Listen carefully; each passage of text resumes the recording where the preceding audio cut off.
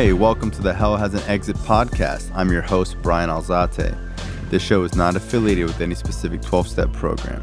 If you or a loved one is struggling with an addiction, please find a local 12-step meeting. If you believe you may need detox or drug treatment of any kind, please call 833-999-1877 to speak to a specialist. The show is sponsored by United Recovery Project, a state-of-the-art drug and alcohol rehab facility.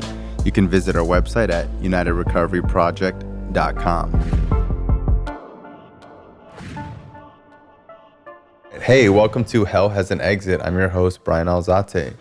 Today I have a good friend of mine that I've known basically probably for like 10 years. Yeah. Right? 10 years. From South Dade. Mm-hmm. I've actually never heard your whole story, so I'm really interested to hear. I don't think so. I don't think I've ever heard of it. One of very few. Really? Do you speak a lot? Unfortunately, yeah. Uh-huh. Like I say unfortunately just because of my area, so they hear me all the time, you know? Yeah. So I'm like really happy. Maybe that's why I don't hear it, because I'm not down there a lot. Well, I'm really happy that you have it. Yeah, I'm excited to hear it.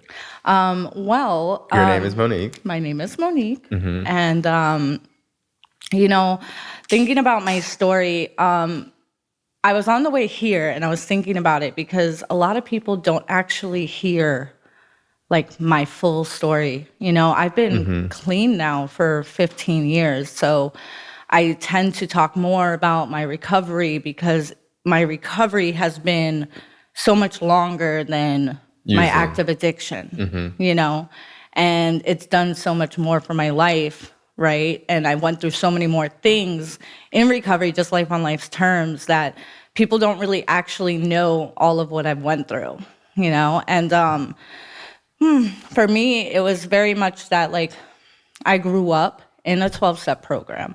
You know, my dad was in there, my stepmother, you know, I grew up around it, and I grew up around seeing people actively using in my life. And I just never wanted that to be me. Not because, like, my dad wasn't a good person or he wasn't there for me, but it was mainly, like, I saw the struggle, I saw the pain. Like, I detoxed my aunt and uncle, like, when I was probably, like, 13. I'd have to feed them, clean up after them, and I just didn't want that, you know? And of course, as I was growing up, like What were meetings like when you were younger? When I was what do you remember then when you would go? Was it like fun for you? It was, you know, because like I would walk in these rooms and like everybody was my immediate family somehow, you know? And I mean, they were filled with like cigarette smoke. Yeah. We didn't have tablets back then, so I used to like color and just like show off all my pictures and like pick up key tags for however old I was that year. Yeah. It was fun, you know? We still went out to eat after, and you know, everybody just would always like, I still go to conventions and I go to things now that people like see me and they're like, oh, I remember you when you were like this big, and, you know, oh, your dad this and your dad that. And I think it's kind of cool, you know, that I have like that immediate family mainly, you know, even though they're not really my immediate family, because again, part of my story is that like my life, I didn't grow up with a lot of family. You know, I've been clean. My waitress at Denny's, that has been serving me since I've gotten clean, has known me longer than my father. Wow. You know, and that's crazy, right? Because like I said, I mean, I grew up with people in my life. I grew up, you know, with people in the program taking care of me. And then what started to happen is that like I had all these circumstances, right? Like my dad started relapsing again. I think I may have more time than my dad ever had. They used to call him White Chip Charlie.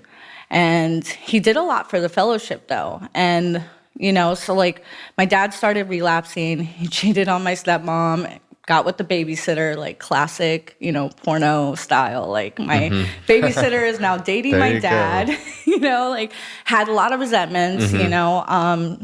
And so, like, that, I think, is where it all started, right? Like, you know, I don't know if I was born an addict or if it just kind of happened, but you know, growing up, like, I started to not like my dad's girlfriend.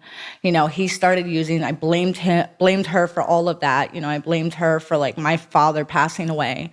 And I started to have all these, like, in hindsight, looking back, like, I had a lot of justifications, like, my mother died when I was 3. My dad divorced my stepmother when I was 5, dated the babysitter, and then my dad passed away when I was 14. My aunt and uncle both passed away, like, shortly after.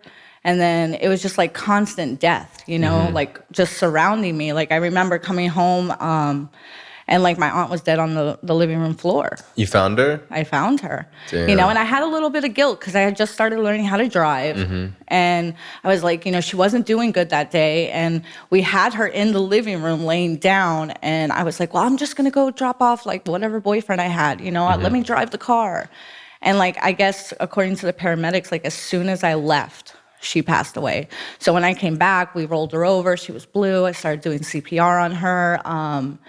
And it was just like, after that, it just got really dark, because my uncle, I was, like, really worried about him. He was using again. And again, I wasn't really doing anything yet, What were you like in high school prior to that?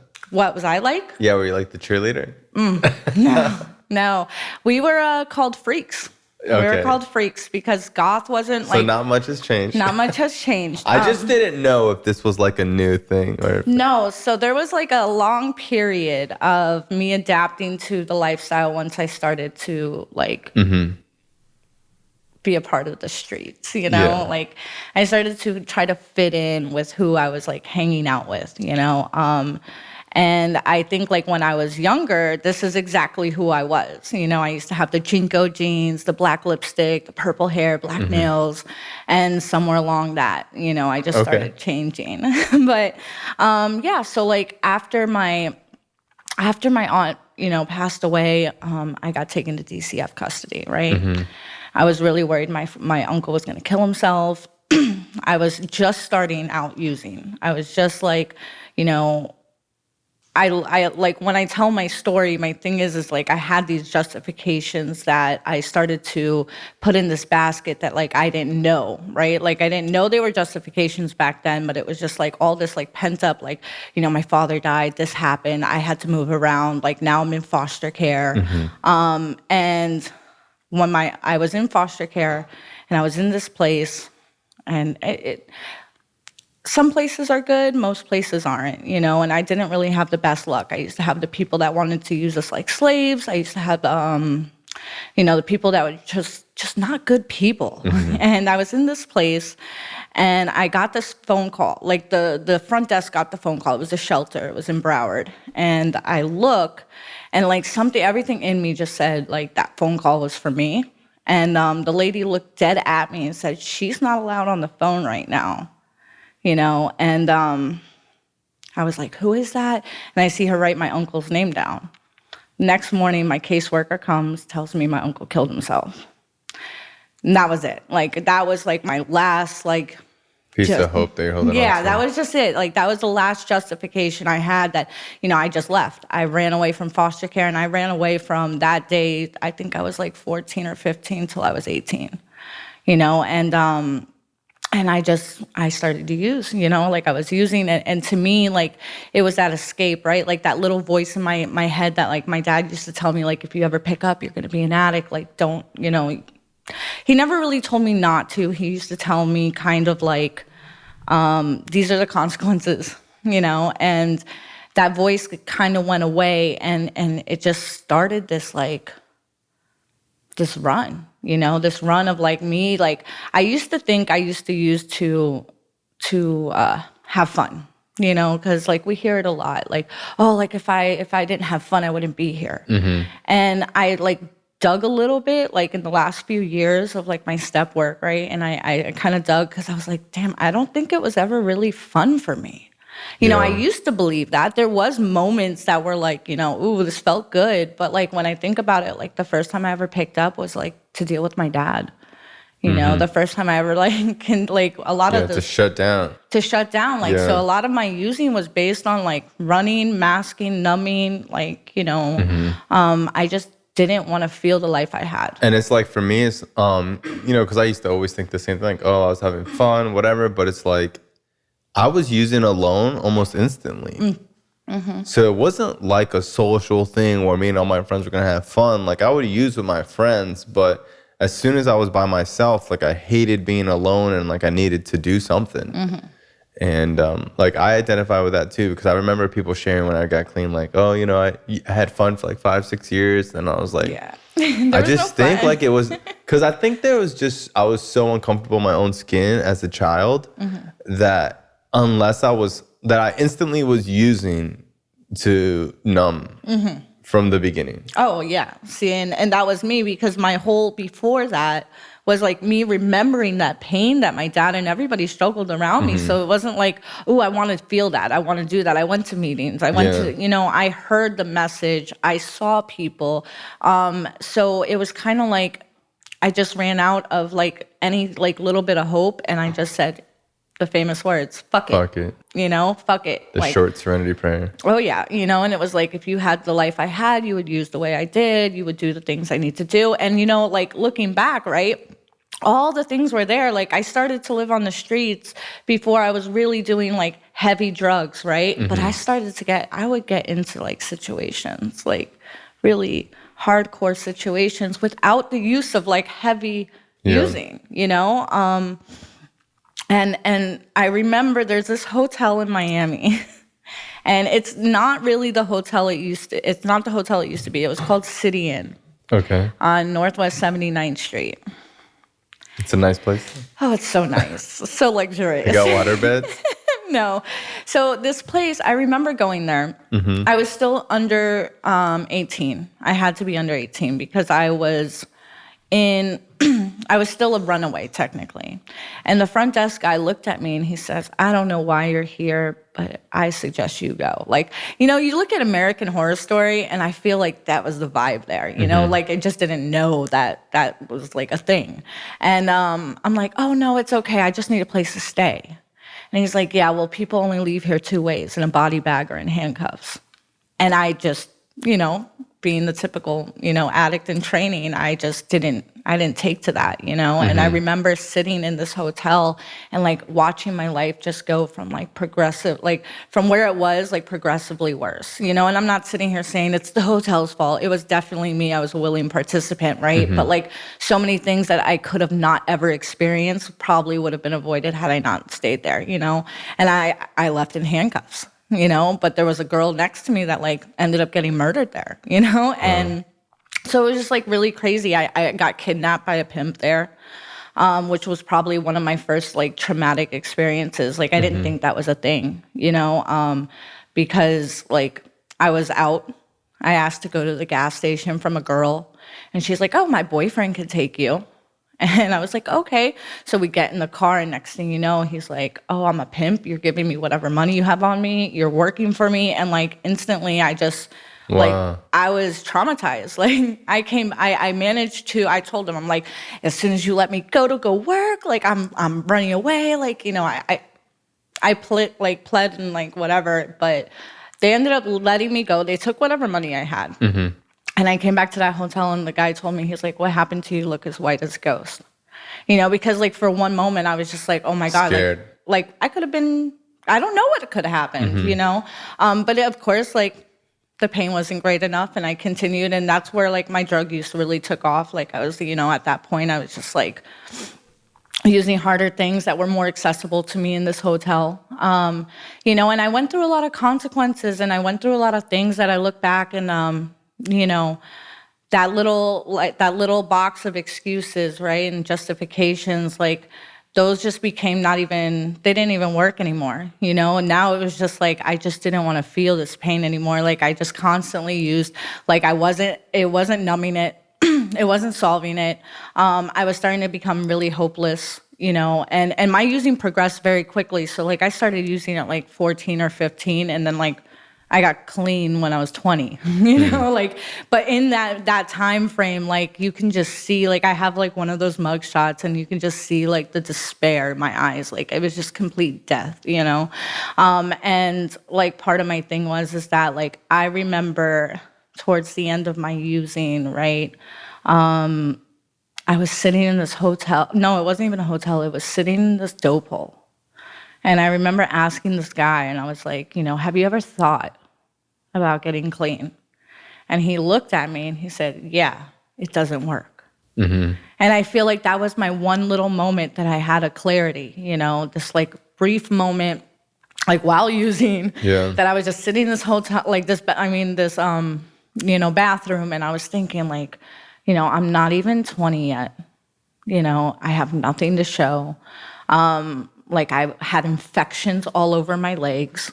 I had been using my body at this point to support my using, and just like looking like within those few minutes, just looking at my entire life, like, Jesus, I've been to jail. I've been through this. Like, I just want a way out and I don't know what it is. I didn't have the balls to kill myself. I've attempted, many times, but like, it just doesn't work for me. Like I have a purpose here apparently.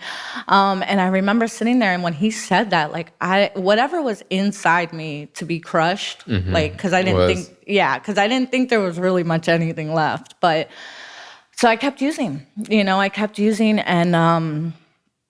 I remember that, of course, more consequences. And like my last day using, I was in a hotel and we were all like, oh, we need to go get more, And I had that little pit in my stomach, when something bad's about to happen. And I end up, right, we go in this car and we're going, and I just look behind us in the rearview mirror and I'm like, there's somebody coming. And it was undercover, and I remember the cop pulled us over. I didn't really have anything on me. And he's like, what are you guys doing? Blah, blah, blah. And I end up like sitting there and my whole body is shaking because I'm like terrified. I don't want to go to jail. Like I need to get more. Like I'm on this mission. Like, don't you get it? Like, and he was about to let me go. And what happened was his sergeant came, and his sergeant ended up telling me, looking at the officer and being like, have you looked at her record? And he's like, yeah. And he's like, she hasn't learned her lesson. No, you're taking her in. I'm like, I don't even have nothing on me. Like, what do you mean you're taking me in?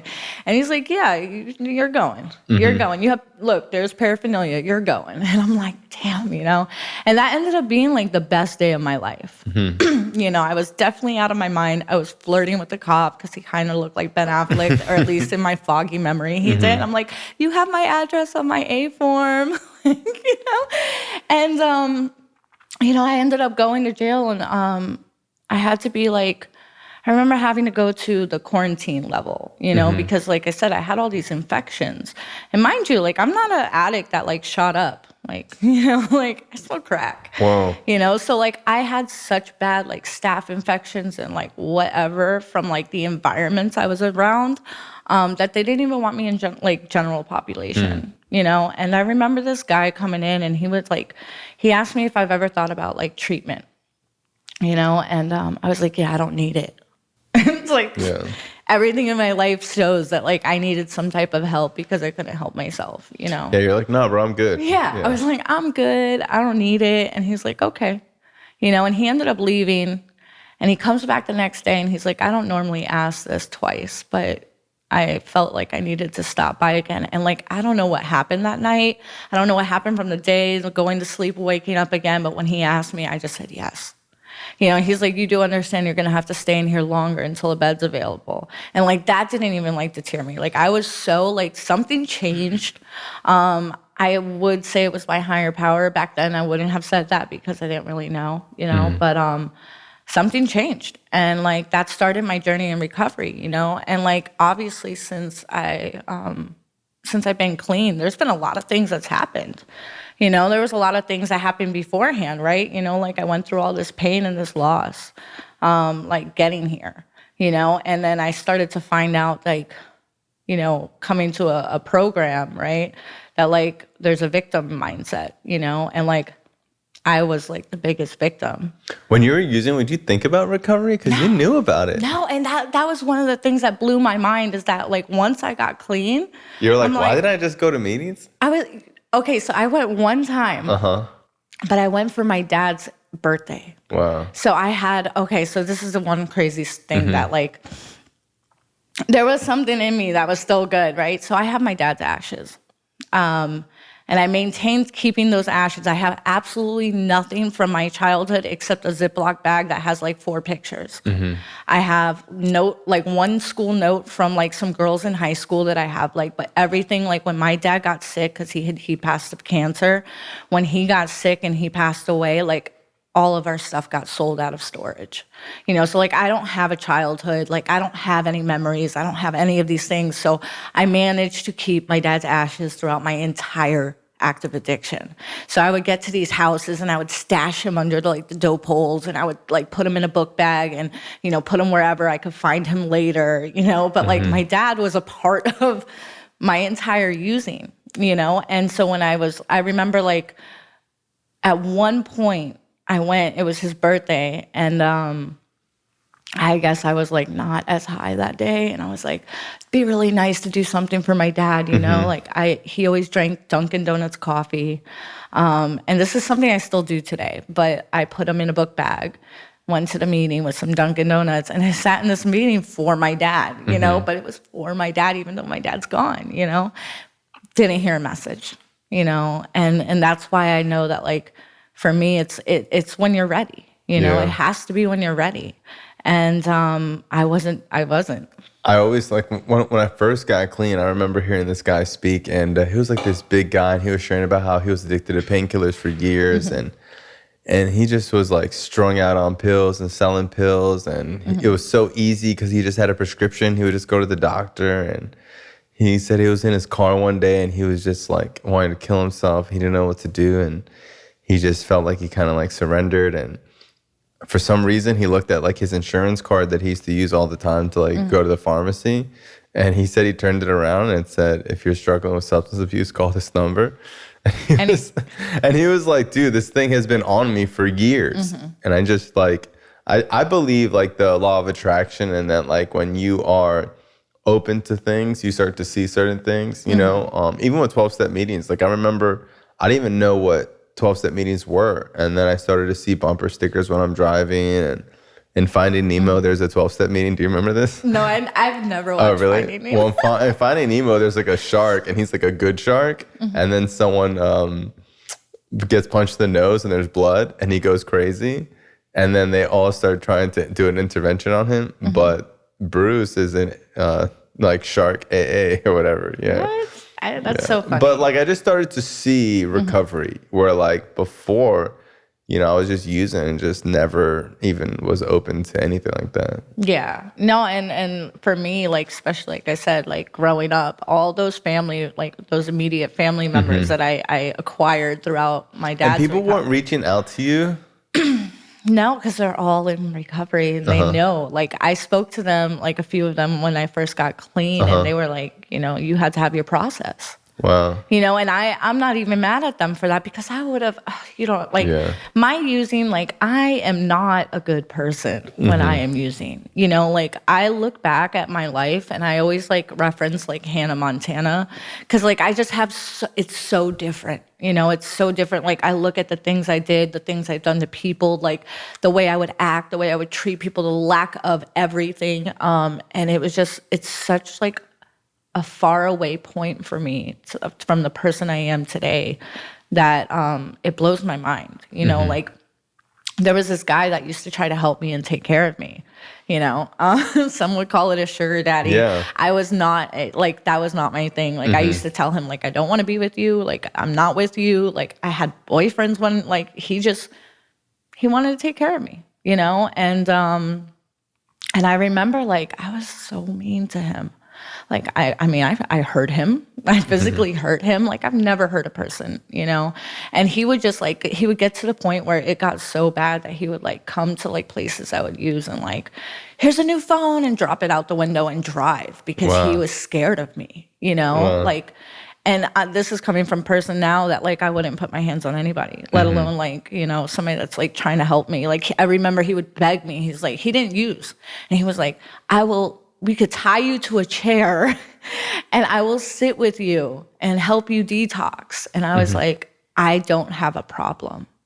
Like I was like, I just don't want to stop right now. Yeah. And like to go through all those points, right? Like, and the beauty is, right? Like I've made amends to this guy and his family like a few times because I felt like one just wasn't enough, you know? And so like that's a really cool experience, right? Is like I get to like right my wrongs, you know, and to just like for him to like completely see that like it had nothing to do with like me as a person. You know, like even my grandfather, like I completely disappeared from my grandparents' life, right?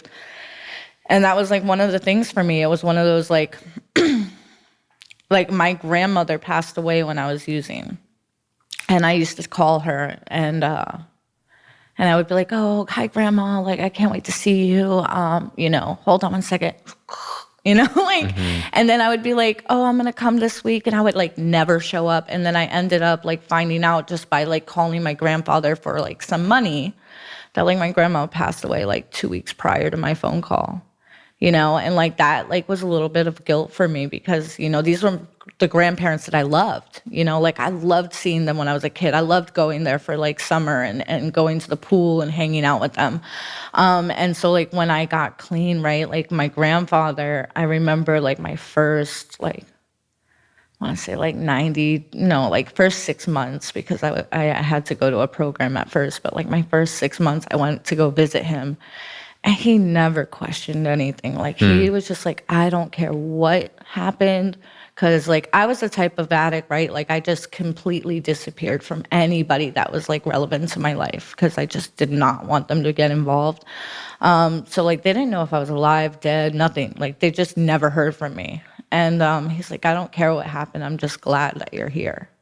You know, and I think I kind of lucked out with that because, like, especially being that, like, I didn't really have a lot of family when I did, you know, finally get clean.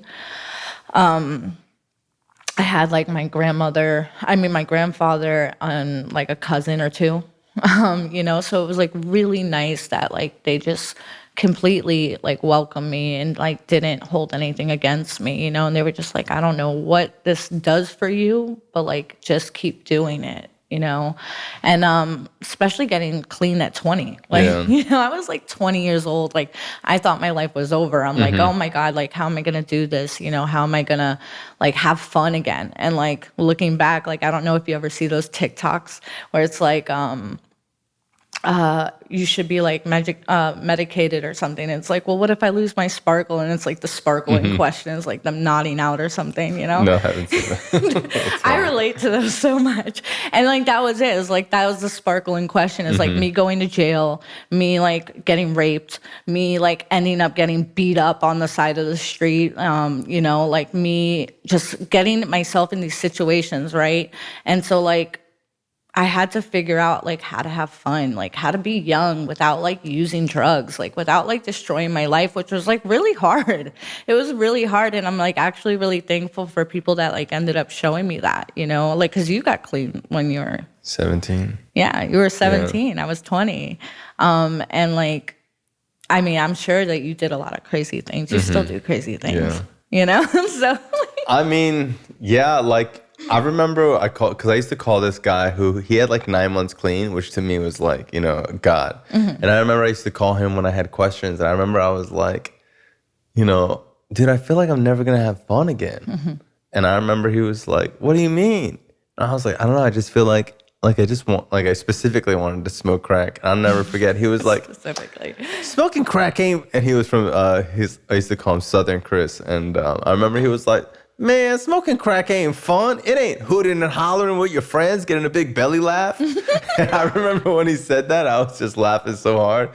And I was just like, yeah, smoking crack's not fun. But like, you know, when you don't share about your reservations and you don't share about what's going on, like it makes sense in your head. And then you say it out loud and people are like, smoking crack ain't fun.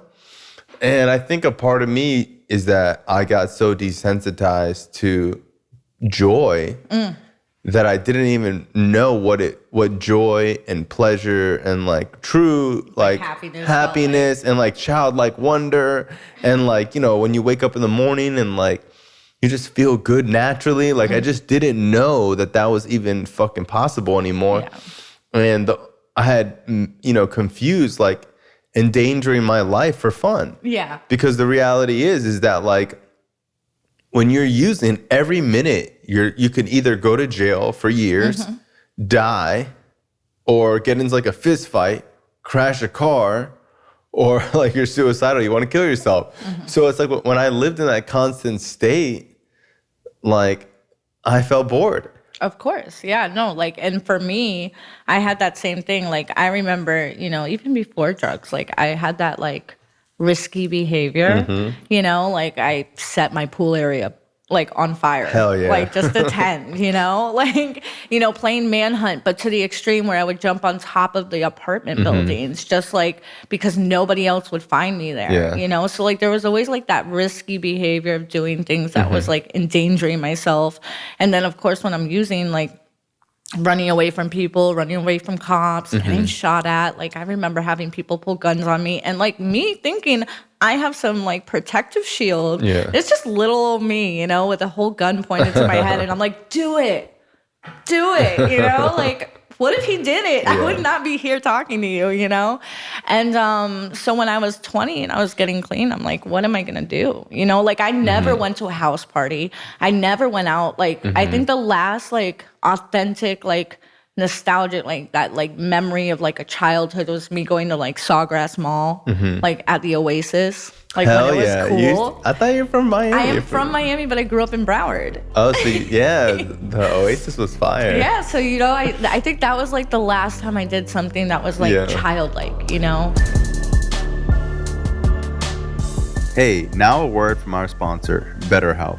It can be tough to train your brain to stay in problem-solving mode when faced with a challenge in life. But when you learn to find your own solutions, there's no better feeling. A therapist can help you become a better problem solver, making it easier to accomplish your goals, no matter how big or small. What can someone get from trying therapy? Unload stress, emotional healing, help with anxiety and depression, and much more. If you're thinking of giving therapy a try, BetterHelp is a great option. It's convenient, accessible, affordable, and entirely online. Get matched with a therapist after filling out a brief survey and switch therapists at any time. When you want to be a better problem solver, therapy can get you there. Visit betterhelp.com/exit today to get 10% off your first month. That's betterhelp.com/exit. I had like a group of childhood friends that didn't use. And man, they were just like good people. Like they had zero interest in doing like hardcore drugs. Like they just like drank a couple beers and smoked weed. And they were like my real friends. And like I would use and like go visit them and like use and go visit them. And then sometimes they would be like, dude, like, you're really high, or like you can't be snorting pills in my parents' house. Like, you have to go. And I'd be like, okay. And then it just got to a point where like I was asking them for money, and they were just like, nah, dude, like I'm not loaning you money, and I'm not helping you cash a check that's from your friend, And I was kind of like embarrassed to be around them, and I didn't see them for like a year. And when I got out of detox, I'll never forget, like my good friend Jonathan, John Q and Seabass picked me up, and they picked me up from my parents' house. I just got out of detox. I felt like totally inside out, And we listened to music in the car, and we went to the batting cages and hit some golf balls and just did like something normal. Yeah. And they never asked me like, what the fuck have you been up to? Like, what drugs were you doing? Like, what's going, like they just totally respected that I was clean now. And they were like willing to hang out with me again. And I remember like going home and just being like, wow, like that's what normal people do. Yeah. And it's like, it's taken me a lot of years to find that out. Like, because I told you, like, even before my using, there was a lot of things that happened, like just a lot of circumstances that I got myself into. Like my best friend, I have a best friend that's like of 31 years, because we've been friends since we were 4. And she was so important to me, and I just didn't want to corrupt her. Like this is like the idea that I had. Like once I started getting in trouble, like I just pushed her away. And, I remember like trying to find her when I had like a year clean. And, because I wanted to make sure I had something, like I was like in it at least. And she was just like, man, like I thought you were dead. I've looked for you. I've looked up your, I also got married. She didn't know that. And so like I changed my name and wow. Yeah, I did the whole shebang. She's like, I could not find you. And like, we're friends now. And like, it's funny because like, she's struggled a bit, and like, she said once, she's like, oh my God, like, I don't know how to get through this. I'm like, well, then you're lucky you have a best friend that's already went through the hard part, because like, she was always like very innocent growing up and very good. And I was labeled the bad kid because of like the style I liked and everything. And I think that's exactly what I played into. I was like, okay, now I'm the bad kid. But I was like, how cool is it, right? That like of the people you get to go through this, at least you have me, that I can at least guide you in what I went through, and we're best friends. Like that's dope. I think that's like one of the lasting relationships I had, but I didn't know what that was, I didn't have an example. Like I wasn't the person that hung out and used with people. I didn't have friends because I abandoned everything, so everything was very brand new for me when I got clean, I just rip off everybody, and like it's a way of me getting over on you, and it's also a way of me pushing people away, because like as much as you think you like me, as soon as I rob you, like you're going to hate me forever and we're never going to talk again. And it's like, I just got so used to doing that it's like, even like some of my close friends, there are times where I'll be friends with people, and as soon as they would walk away, like I go through their wallet, and it's like, I don't know, like there was just something in me when I was using that, like I had no concept of the future. Like I have no concept of like tomorrow. Like, that's how I got into my marriage. I remember like stealing something from like a mile away from the pawn shop and pawning it, and like putting my finger down to get fingerprinted, just like zero fucks. No consequences. And just kind of like wanting to die, Like I remember using and being on the way to go cop and just like hoping we kind of like die on the way there, But I think back and it's like, it makes me sad because it's like I was so young. And so ready to go. Yeah. And it's like, what the fuck was wrong with me? Because it's not like I didn't have like that much traumatic stuff happen to me as a kid. But I just feel like, like my friend calls like a dark passenger. Like I just have something really dark in me, that like enjoys that feeling of like unhappy or whatever. And it's taken me a lot of work to like, be like, no, you know what? Like things are good. People are good people. Like positive things do happen. And like today, like I'm pretty positive. Like I love to help people, but it's like people don't see like how much I've changed, Yeah. And well, I mean, I definitely relate to the like not seeing that far ahead of you, because for me, like, well, I thought I was going to die by 23, like hands down. Like my 23rd birthday clean was like my biggest like celebration because I was like, I'm supposed to be dead, with the lifestyle I lived, with the things I put myself in, just like, I don't know if there was something dark in me. I just know that like I had a lot of pain that I was not willing to deal with, and it was very easy for me to be that victim. And I think what happened was this unintentionally playing the victim role, I became so much more of that victim, Like, I mean, look at, for instance, like I had a babysitter, right, that I had a crush on. He was a guy. I manipulated my dad into letting this 16-year-old boy watch me because I'm like, I'm like, Dad, no, he's friends with the other babysitters. Like, he's going to be, How old were you? Oh, I was so young. I was like, I had to be. Like 12, 13? My dad still went to meetings. I had to be like at least 10. Oh, my God. And he was just, I know his name, I ain't gonna say it, but, he was cute. And, like, I remember, like, I told all my babysitters, don't answer my dad's call, tell him you're busy. I set it all up so he could watch me.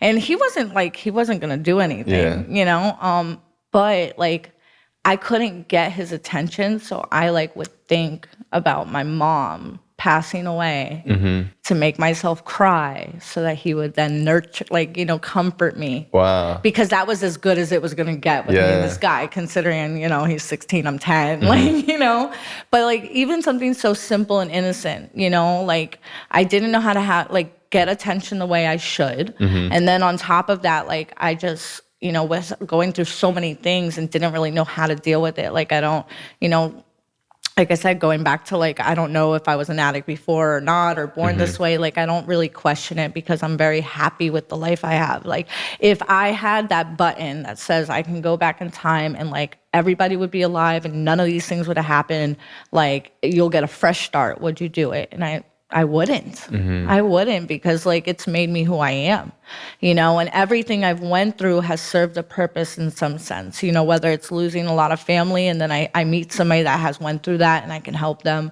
you know, whether it's women that have had, you know, been in situations, you know, like for instance, I wasn't even 18.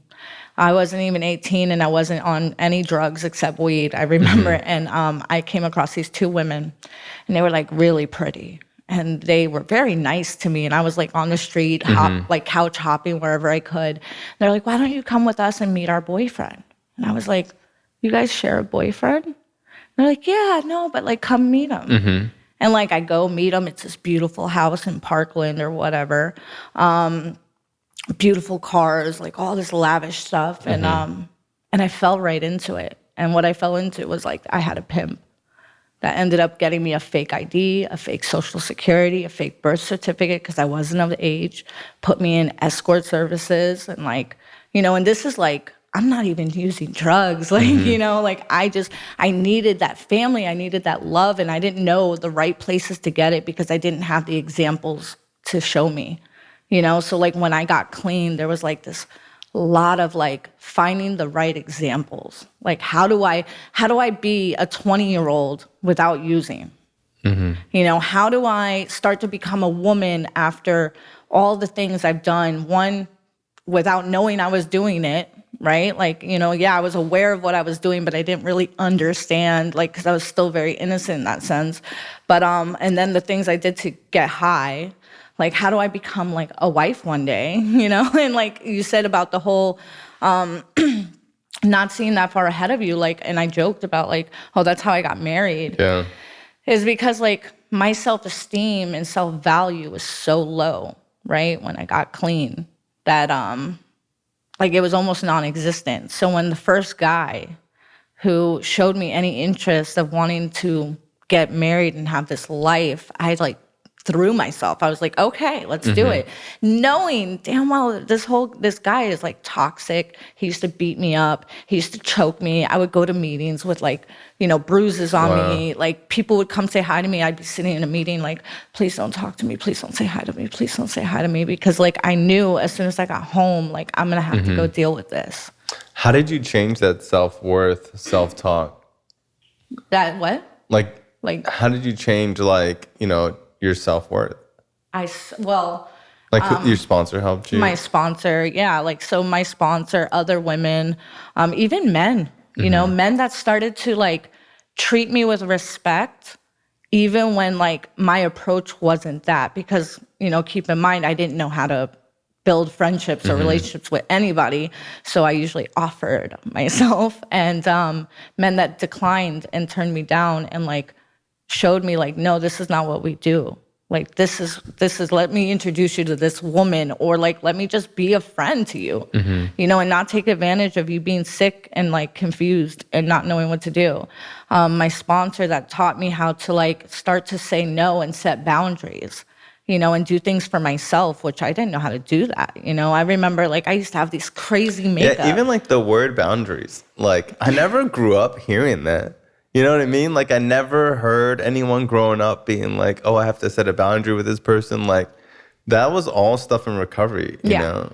Yeah, so I learned everything. Like my entire life, like I say it now that, you know, I'm not confused that like every single thing I have in my life is a direct result to recovery. Like from the way I talk, the way I carry myself, the way I handle situations, the way I build friendships, and the way I'm able to show up, and like the physical things, like everything has been a result of that. Because like when I got here, I came in with what I left jail with and what I went to jail with. That was all I had. That was like, and my father's ashes. That was like my sole ownership at 20 years old. You know, I never had a job. I never had a legal job, at least, you know? And so like people taught me like, oh, like I remember being in this rehab, and I got my first job. And like, oh man, if I can go back to like the simplicity of the gratitude back then, like I made $7.25 an hour. And I was so happy about that $7.25 an hour because it was mine. I earned it the right way. And like, that's how I started building like self-value and self-esteem. I didn't even understand the concept of like getting a check and not spending every dollar on drugs. Like, it was so weird to me. And it's like, I almost didn't know what people did. Like, I remember getting clean and like asking people like, what do you do? Because like when you use, it's like a full-time job, 24/7 nonstop. And when you get clean, it's like, feels like an empty house. Like there's like, what do you do here? You know? Well, I'm grateful. So like, I'm not gonna, say who, but there's this person that she's been around for like 29 years, and she's very shot out. And I was thankful that like she took me under her wing along with like a couple of other people she had already took under her wing. And like we used to go out to karaoke. That's cool. Now let me tell you. I went to karaoke too. I am not, like, I've never done karaoke beforehand. I've never, like, went out and danced. Well, no, I'm lying. So I don't know if you remember Baja Beach Club, like, all age nights. No. Okay, well, they used to have that, and that's, like, the last time. We went to go to Cocos Locos. That was called. They just make that up. But I used to go, I went out to those, like, that was the last time I ever danced. And, like, they started to teach me, like, what it was to, like, have fun. Like, and it was very awkward and it was very like stressful at first because like I didn't know how to do this, but like I ended up just doing it, and trusting that like they're having a great time. I can have a great time. I'm safe, and like there was born like Ratchet Mo, like early recovery Ratchet Mo that like came in because like, again, like I wasn't like this, I wasn't. It took me time to figure out who I wanted to be. So I was still very much camouflaging myself around people, but I guess it was a little bit healthier, in the time being. Of course. And it's like that weird getting clean where like you don't know what's a phase or what not to phase, like music you like almost so many things. It's like when you get clean, like drugs are my whole identity. So one of the hardest parts about getting clean was like letting go of my drug addict friends and then like trying to come up with a new identity. Like I didn't have anything that I could tell you that I like to do. Like I didn't even know what I liked or who I was. Like without drugs, like who am I? You know? And I didn't have an identity either. But it's cool when we all hang out. it's like 30 people with no identity, like going out to eat and just like, for the first time being ourselves and like having fun and we're like children almost. It's like, like 100%. We're all like boomers for a birthday party, like we're going. And none of us match, and we're all different aesthetics, and different and we're going roller groups. Skating. We're doing like mad corny shit. We're living the life that we never got to live, and like cool. That was cool to me. Like I used to I used to go to the Thursday night karaoke place. I would dance on top of tables because I was just shot out, and like I was like. It was the insanity that I needed. I always say there's like good, clean insanity, and I needed that because it's like I'm 20 years old. What else am I supposed to do? I'm supposed to like go out and have fun and make mistakes and, do things and find myself. And, like I also like... Yeah, for a while it's like, just don't use. Just don't get high. Just don't use, don't sell drugs. And I did that. Like in my, I mean, I guess from what you do know about me is like part of my story is like that I've, in recovery have done everything wrong, where I made mistakes. I got into the toxic marriage that was like really bad and controlling, which whatever progress I had in my early recovery, like completely came to a halt and then like a halt. And, I found myself like 4 years in recovery, like almost like newer than the newcomer that comes in with one day, because now it was like I was clean, but I had no identity because I was so controlled. So I had to find who I was. And like there I started to find like, I like rock. I like this. I like that. I wanted to look like this. Like, and funny enough, it's like 11-year-old me, just in a 30-something-year-old body now, and I had to go through that, and like the crazy thing is I didn't know right? When I first got clean, like if this was what I wanted. I didn't want to die, but I did not know if I wanted to like have this, like be a good person. Normal life, this normal, boring life. Because if I was to be honest, it seemed very boring when you like put it down on paper. And because when you're using, you're like, people go to work, and I never had a job, so it's like people who go to work and do what people tell them to do, and like it just seems like such a shitty life, just like there's something.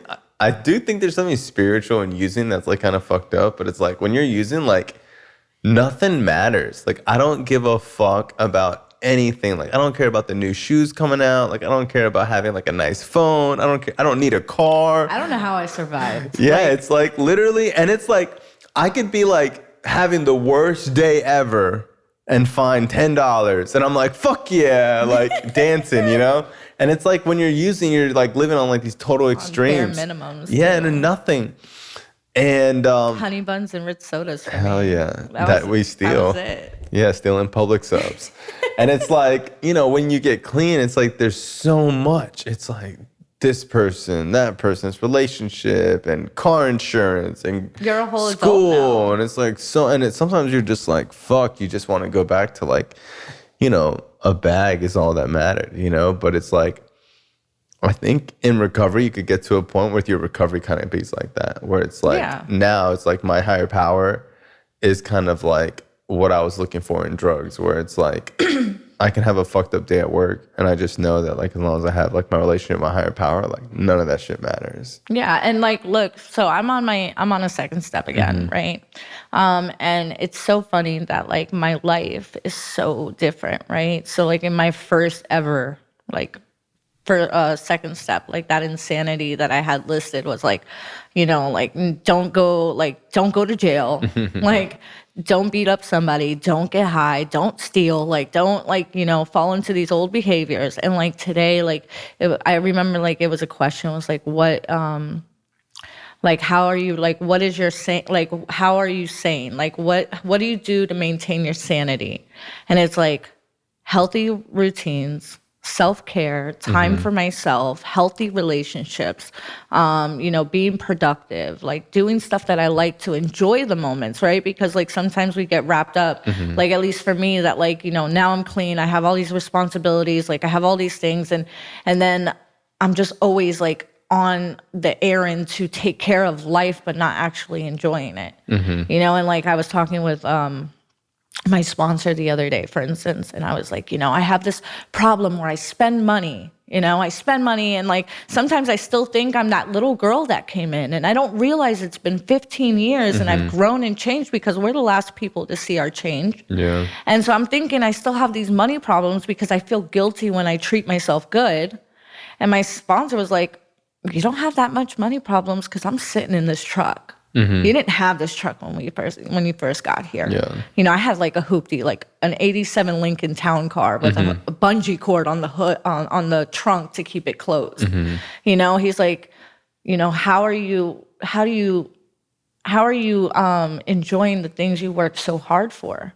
And I had to take a step back, and I was like, well, like, I guess I'm not, like there isn't nothing wrong with me buying a mantle with a fireplace. Like, I have a mantle with an electric fireplace today. Damn. Like, can we just like appreciate that, Like I have things. Where'd you get it? I got it on Amazon for Amazon Prime Day.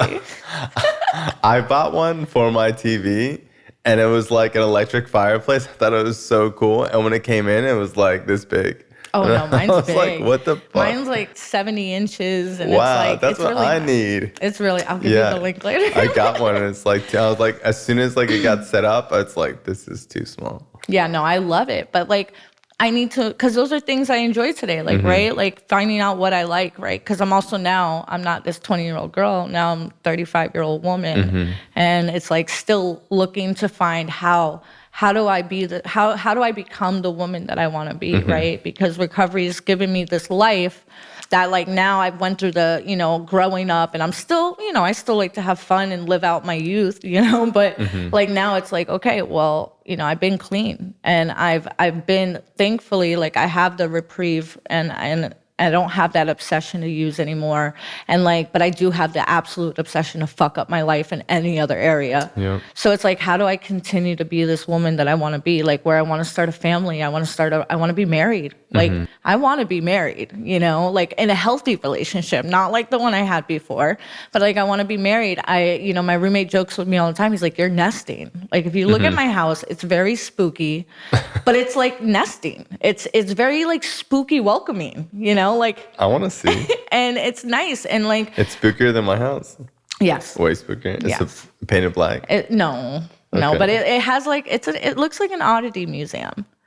I have a lot of collections of like taxidermy and a bunch of things, you know, and I love it because I got to find out that's what I like. Yeah. You know, and it's just like me trying to find out, like, as this 35-year-old woman, like the things I like. I like to decorate my house. That makes me happy. It keeps me sane. The fact that I like cleaning my truck and I like to clean my house and have a clean atmosphere around me keeps me sane, you know? And like now, I'm just like, I've went through all these things in recovery, right? Like I lost, that was a big thing for me is I lost a baby.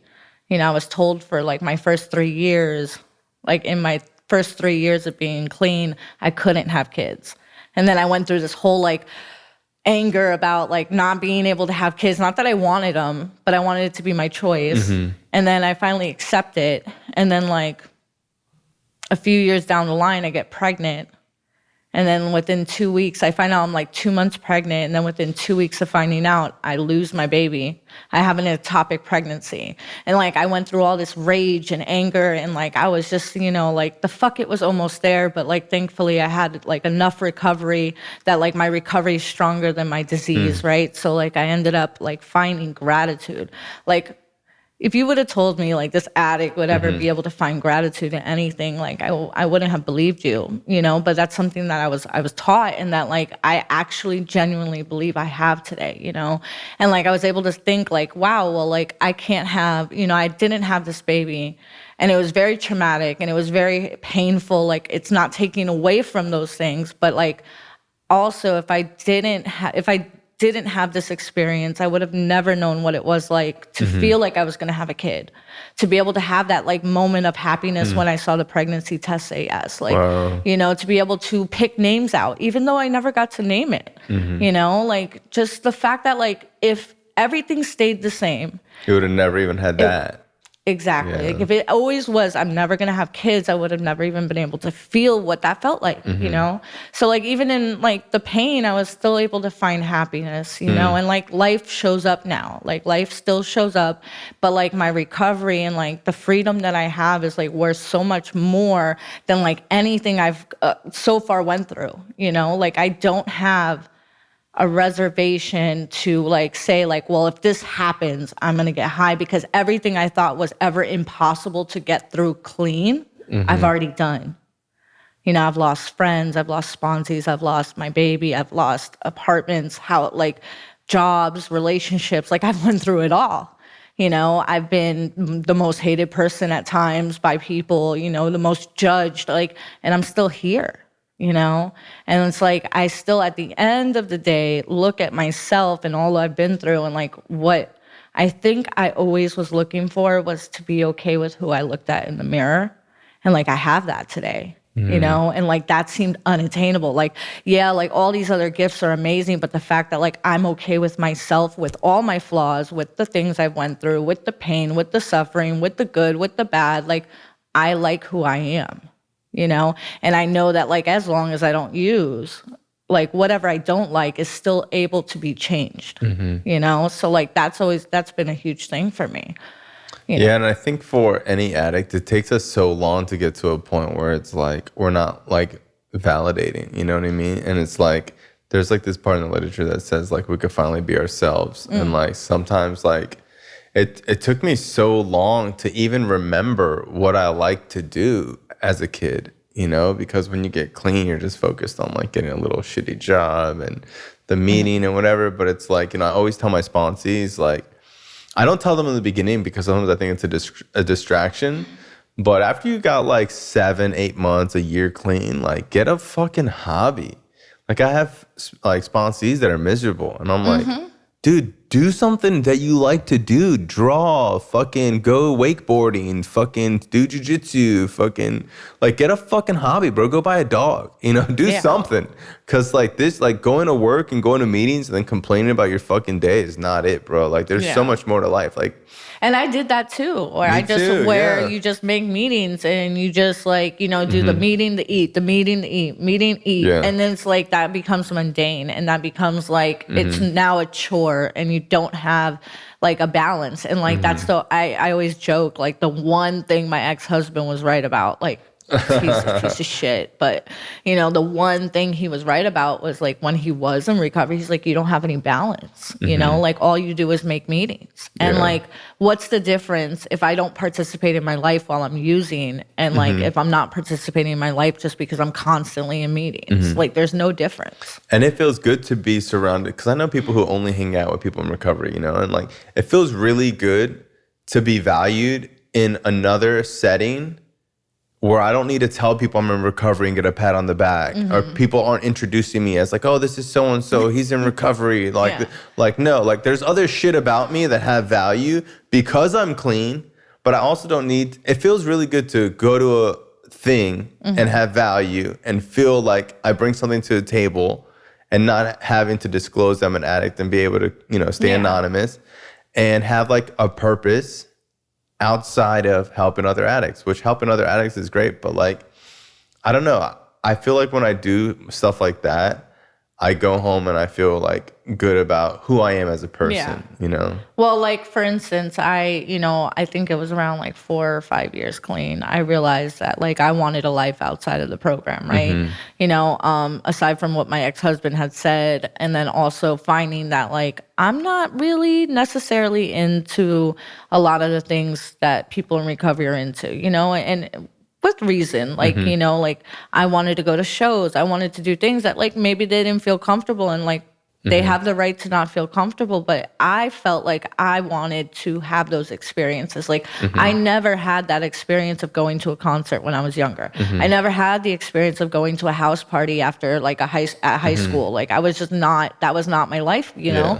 And I wanted those things, but I was also finding where I was like always doing what everybody wanted, but nobody would do the things I wanted. So I started to build friendships outside, right?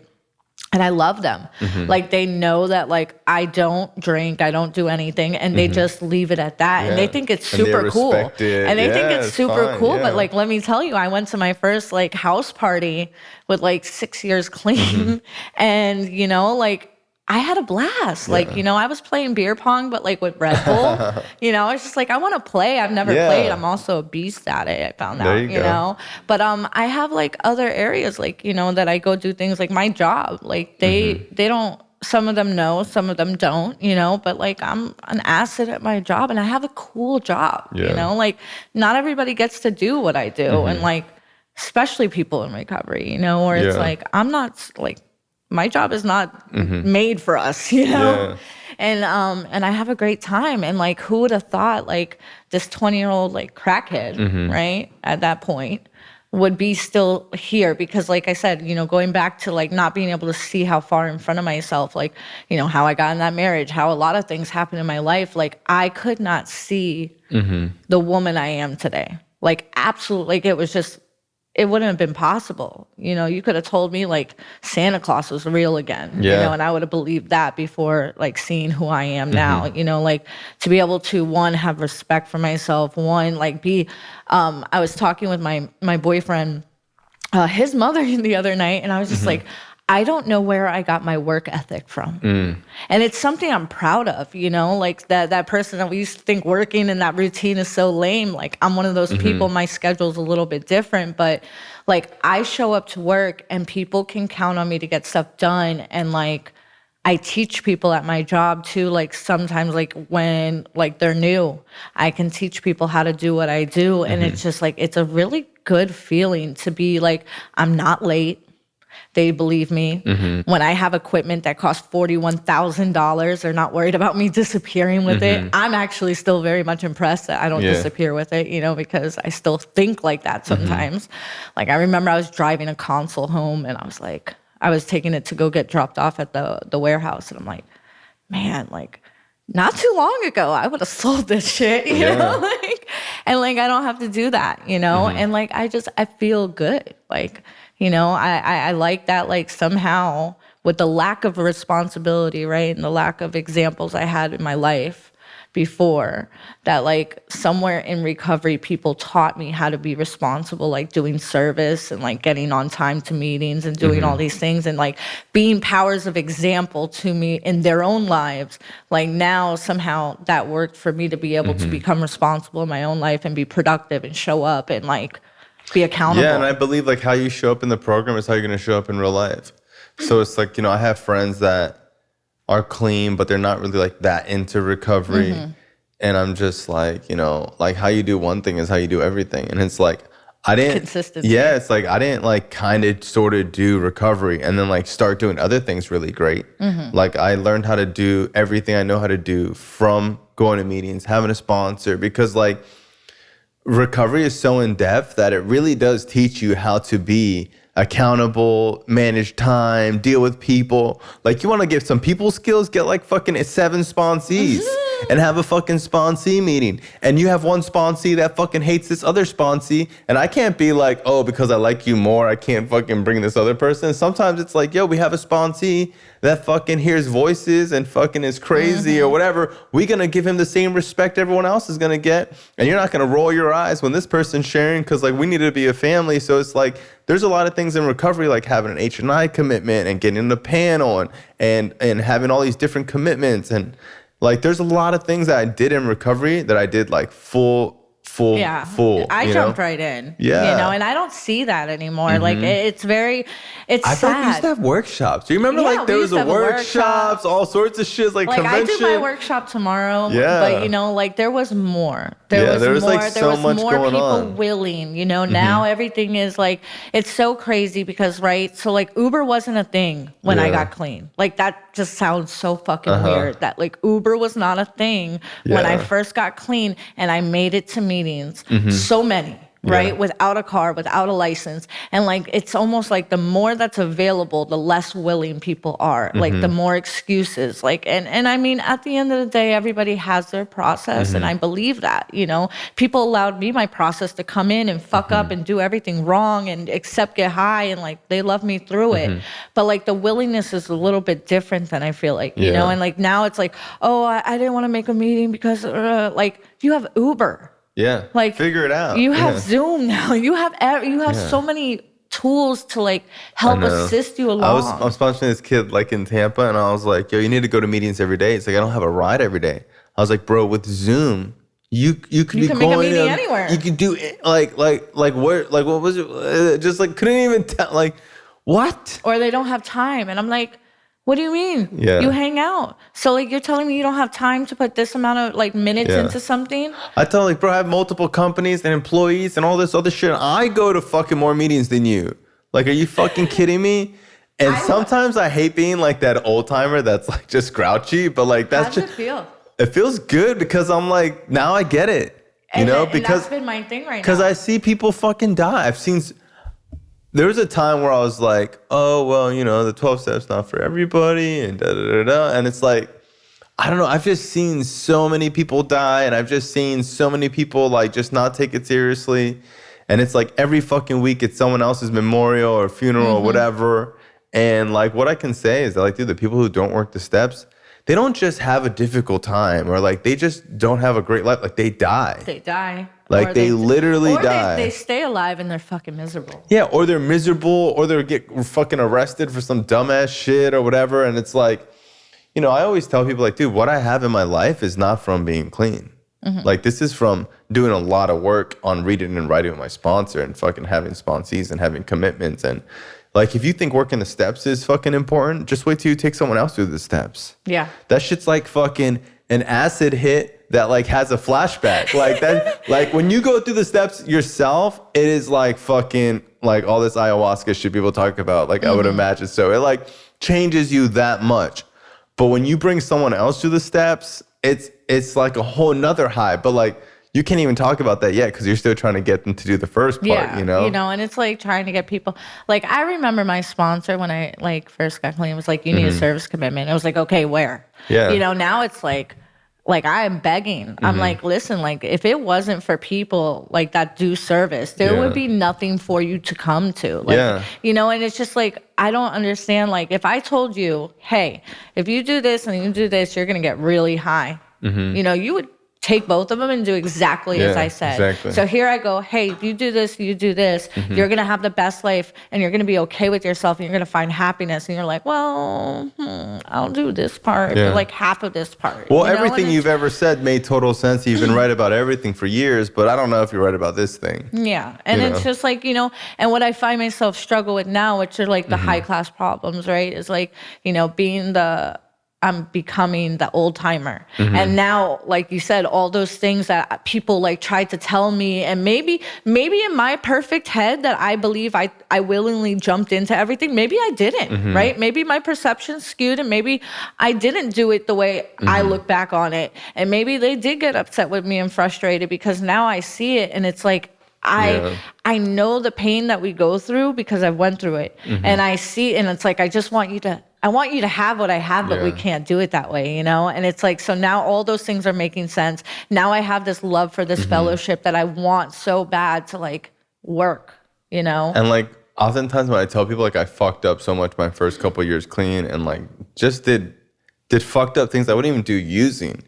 But I always had a fucking H&I commitment. I fucking was working steps. So I wouldn't even know what the fuck would happen to me if I wasn't doing all that shit. So it's like, yeah, I might have fucking not been perfect and did fucking horrible, fucked up, weird things that like, I don't know if someone else would have stayed clean if they weren't doing all the recovery shit I was doing. So it's like, you know, you gotta have. And they hear that and they're just like, then I can just fuck up and do whatever I want. It's like, no, you can die because of it. Like, I'm thankful that I didn't die and I'm thankful that I stuck through it. But it was so much like, I tell my sponsees all the time, like, do you want the unnecessary pain?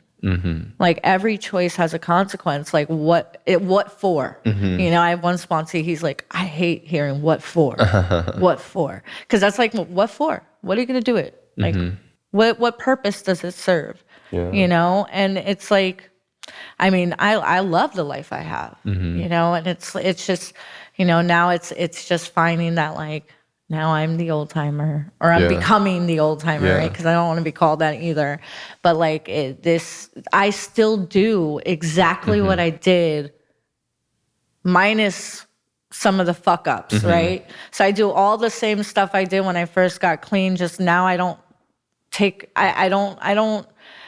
struggle as much, you know. It comes a little bit easier because I've been doing it a while, you know, but I still go through stuff. I still, life still shows up. It still hurts, but like my basics, you know, my step work, my service commitments, like, you know, my meeting attendance, like, you know, how do I also apply that outside, you know, because outside life is very important. If I'm not really applying this program to the rest of my life, then like, what am I doing?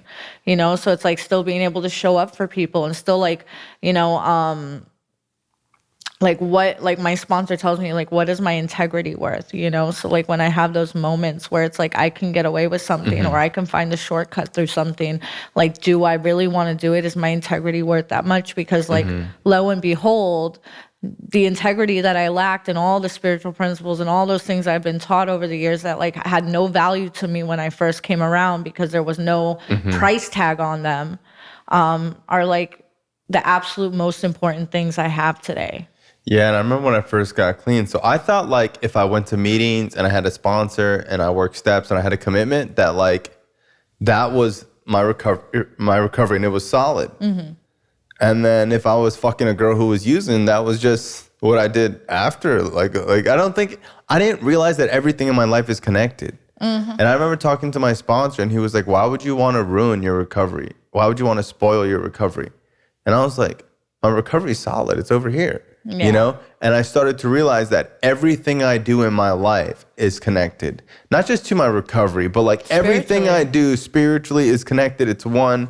And that's when I started to realize like, oh, like this is more complicated than I thought, you know? Well, like, I mean, I'm sure you've known me around that time, but like, it's no secret that anybody that knows me knows like I was a dancer with 5 years clean, you know?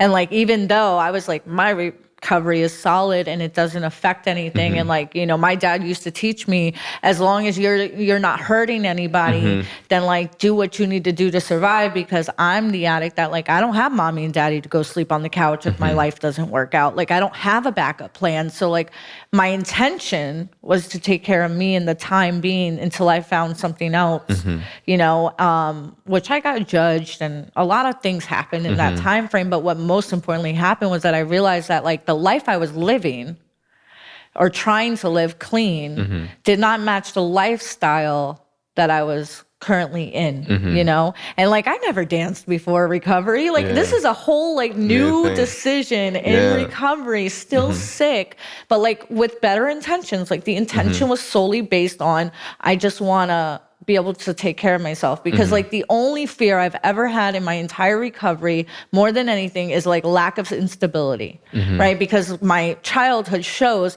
that's all I ever had. So it's very like scary for me when my stability starts to, waver. You know, exactly. So what did I do? I took my will back. I went into a strip club. They were like, you're hired. And I started to do that. And what started to happen was I didn't pick up. But I started to like slowly, like all those things I worked to have, like started to go away, you know? So like empathy, compassion, like I started realizing when I would talk to newcomers, like I didn't care, you know, that's a really sad place to be, you know, to be able to know the impact that like the therapeutic value of one addict helping another, right? To have that, know that, feel that, been through it, and to like have somebody pouring their heart out to me. And I just didn't like, I was just like back to being a stone wall, you know, like I didn't have the empathy, the compassion, the love. Like I didn't have the like ambition, you know, it was like draining my life source, you know, because like my sponsor tells me now, like you can't be clean and live dirty. You know, you can't live a spiritual or work a spiritual program and like not be spiritual. You know, and like doing unspiritual things. And like, so I obviously have moved forward from there, you know, but I'm still grateful for that experience, because like I've met people that have come into programs that are exactly in that same spot. And they're like, I don't know how to do this clean. And it's like, well, I can help you and tell you what I did until you find the, you know, because we always have to have that like drive to do, like move on to the next part of our lives, you know? And so, I mean, it's helped in that sense, you know? And of course, like I said, it adds to my story. It adds to who I am. It adds to like what I've been through. But yeah, like I can't do those things anymore. You know, they don't sit right with me. They don't, you know. And like I've heard this guy share, it's like, you know, what keeps me clean might get you high. It's like, dude, I have shit that I'm not okay with that someone else could be okay with, and it's not my job to fucking tell other people how to live their life or whatever. It's like what I'm okay with is what I'm okay with, and like that's it. Yeah. You know. Well, hey, I want to thank you for coming on the show. Love you very much. Thank you. I love you too. I will let you know when it comes out. Awesome. Thank you. This show is not affiliated with any specific 12-step program. If you or a loved one is struggling with an addiction, please find a local 12-step meeting. If you believe you may need detox or drug treatment of any kind, please call 833-999-1877 to speak to a specialist. This show is sponsored by United Recovery Project, a state-of-the-art drug and alcohol rehab facility. You can visit our website at unitedrecoveryproject.com.